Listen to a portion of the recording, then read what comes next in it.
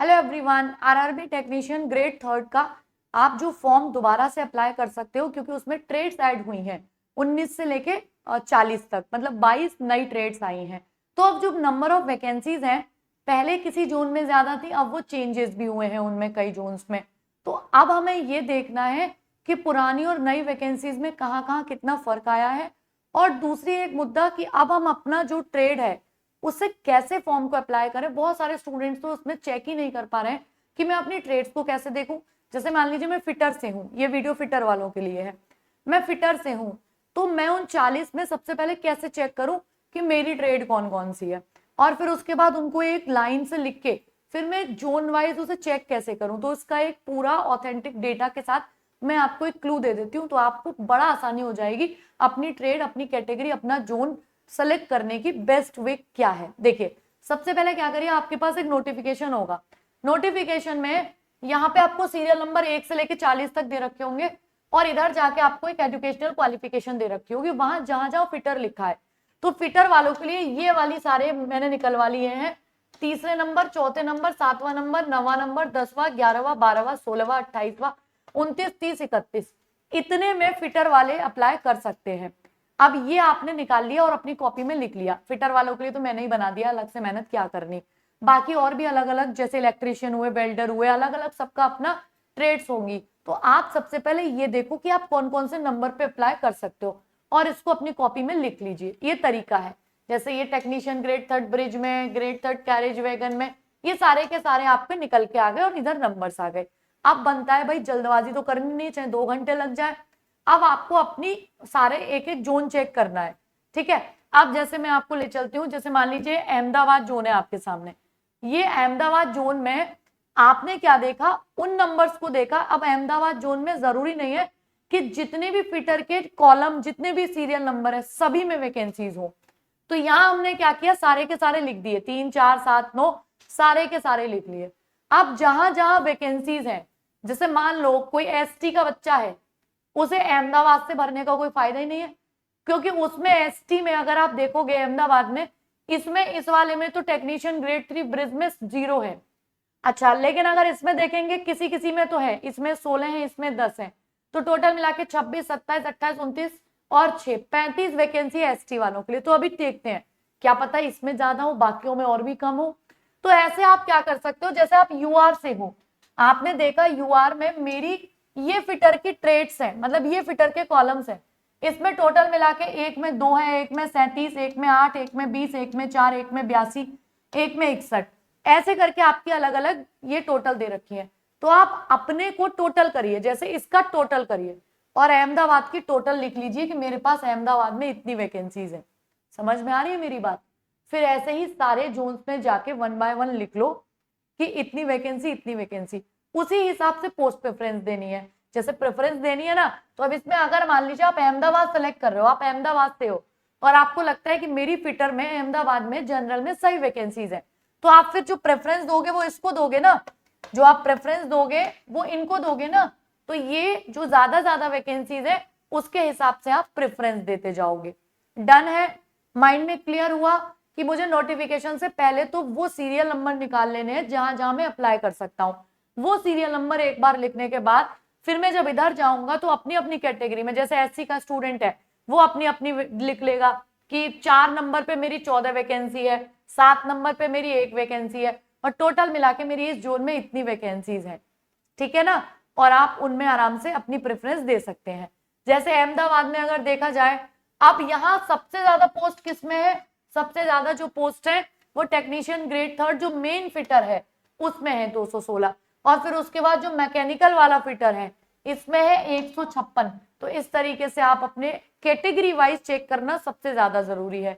जैसे अब मैं अगले पे आती हूँ, मान लीजिए अब यहाँ पे आरआरबी अजमेर है। अब अजमेर में इसमें 68 है, इसमें 77 ज्यादा, यूआर की इतनी है टोटल मिला के, एससी की इतनी है टोटल। जैसे देखो 20 और 11 ये हो जाएगा 31, 32, 33, 34, 35, 36, 37, 37 और 22, पिछले वाले में 35 के समथिंग थी, तो इसमें ज्यादा है। तो अगर आपको लगता है कि मेरा जोन है और इसमें वैकेंसी भी ज्यादा है, तो बल्ले बल्ले उसी से भरो।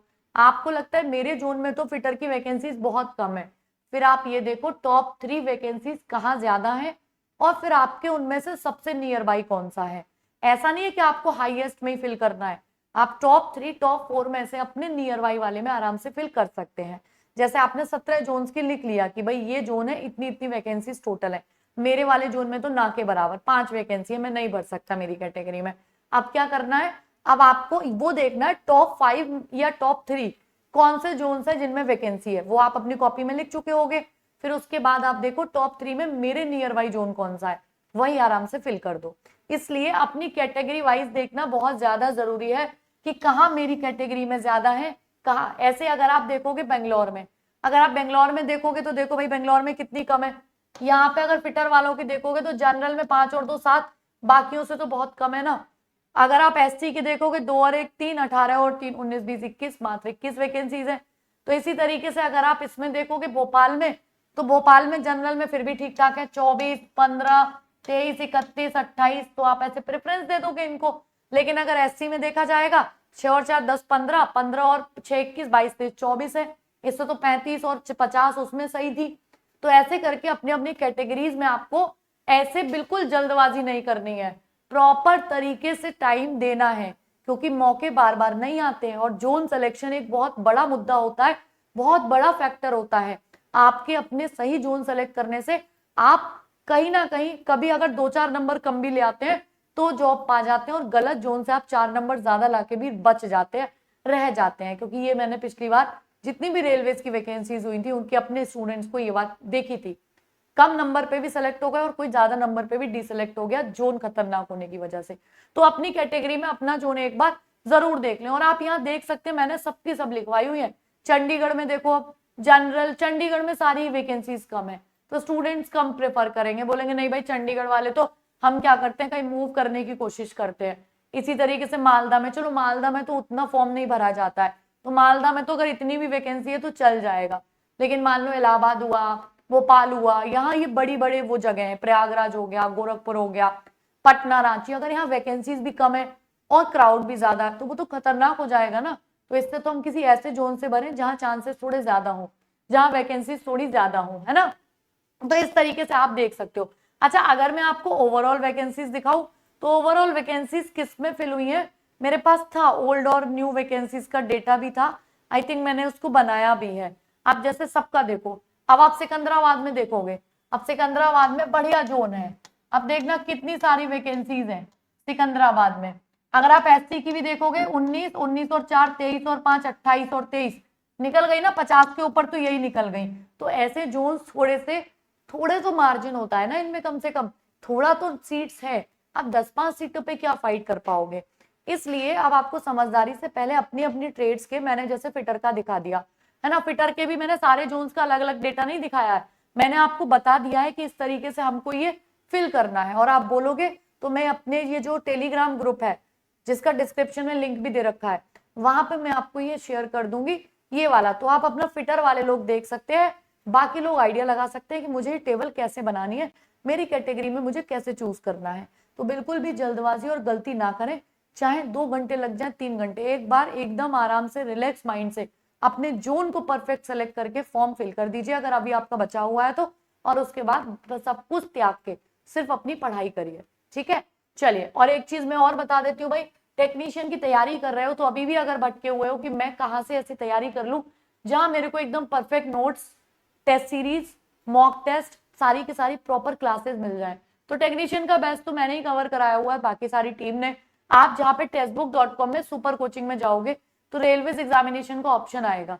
अब जब रेलवेज एग्जामिनेशन का ऑप्शन आएगा तो यहाँ पे आप टेक्नीशियन का देख सकते हो, ग्रेड 3 का पूरे जो 6 मंथ्स का आपको कोर्स है, जिसमें आपको हर क्लास के बाद नोट्स मिलेंगे पीडीएफ्स के रूप में, हर क्लास के बाद प्रैक्टिस क्वेश्चंस होंगे आपके पास, और फिर उसमें टेस्ट सीरीज होगी, आप mock test, previous year papers भी होंगे, नए भी होंगे और चैप्टर वाइज भी होंगे। 6,10,000 स्टूडेंट ग्रेड 3 में अभी पेपर दे रहा है, आपको यहीं से अपनी रैंक, अपना सिलेक्शन सब कुछ पता चल जाएगा, क्योंकि 6.5 लाख एक्टिव बच्चा है जो यहाँ पे टेस्ट दे रहा है।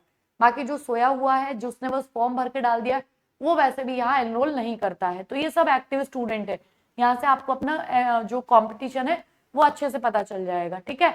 अभी यहाँ पे जाके और अप्लाई कूपन कर दो, मेरा कूपन कोड यूज कर दो, and my coupon code is Garima. बड़े मतलब बहुत सही प्राइस में आप पूरे कोर्स को, पूरी तैयारी को बेस्ट तरीके से कर सकते हो। 450 में आप पूरा का पूरा 6 मंथ्स के लिए इसको अवेल कर सकते हो और अपनी पूरी तैयारी एक बार कंप्लीट कर दो, क्योंकि पेपर में अब समय ही कितना रह गया है ना। चलिए, बाकी डेली आरआरबी टेक्नीशियन के लिए रीजनिंग की सुबह जो क्लास मेरी होती है वो सुबह 8 बजे से क्लास होती है। इसी चैनल पर नए हैं तो सब्सक्राइब जरूर कर लीजिए। सुबह 8 बजे की क्लास, उससे पहले 7 बजे करंट अफेयर्स की होती है, फिर 9 बजे आपकी जीके जीएस। इस तरीके से आपकी कंटिन्यू क्लासेस इस चैनल पर चल रही है इवनिंग और मॉर्निंग बैचेस में, तो आप जरूर से इसको ज्वाइन कर लीजिए। थैंक यू सो मच, मिलते हैं अगले किसी अपडेट के साथ। आपको कोई डाउट है किसी भी चीज को लेकर, आप कमेंट बॉक्स में लिखना, मैं उससे रिलेटेड वीडियो जरूर लेके आ जाऊंगी। ठीक है, stay tuned, thank you so much.